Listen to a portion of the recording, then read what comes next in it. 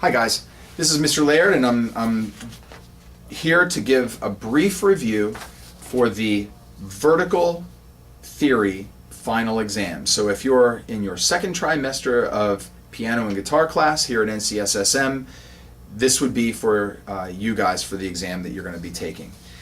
This exam involves the following sections. First, it has a definitions section where you'll match a term to the definition. I'm going to give you the terms. The terms I want to be sure you know are cadence, triad, inversion, deceptive, progression, leading tone, chord, diatonic, and dominant. So there will be definitions for each of those terms, and you'll match up the term with the definition. The second section of the test gives you a triad and asks you to identify the name of the triad, the quality of the triad, major or minor, and the inversion of the triad, root 6 for a first inversion or 6/4 for a second inversion. There are 10 of those. The third section of the exam gives you 2 triads and asks you to identify the names of those triads, just like in the previous section, and then to identify the type of cadence as a progressive or as a final cadence. So you'll need to know your cadences for this. The next section of the exam really dives into cadences.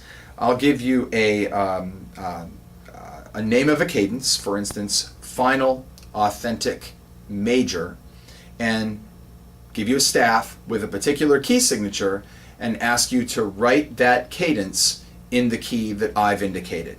So you'll have every one of your cadences that you've learned.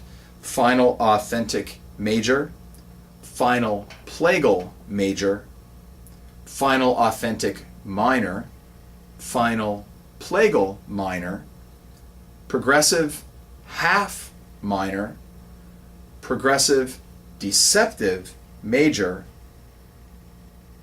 progressive, half, major, and progressive, deceptive, minor. So it really hits every single one of the cadences that you've learned in major and in minor.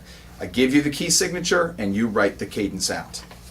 I believe that you can write all of those cadences in root position, and that would be fine. The next section, I give you a line of triads, like 8 or 10 triads in a row. I ask you to identify all of those triads with their Roman numeral designation in the key that they're in.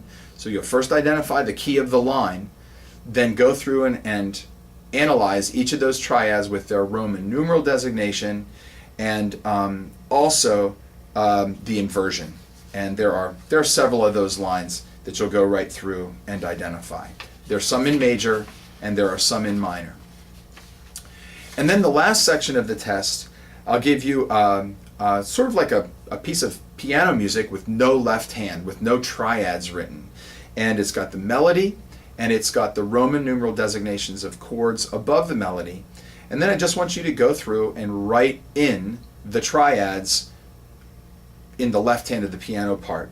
It has, it's all in major, by the way, and it gives you the key, and you simply write in the triads. And incidentally, those triads may also all be written in root position if you like.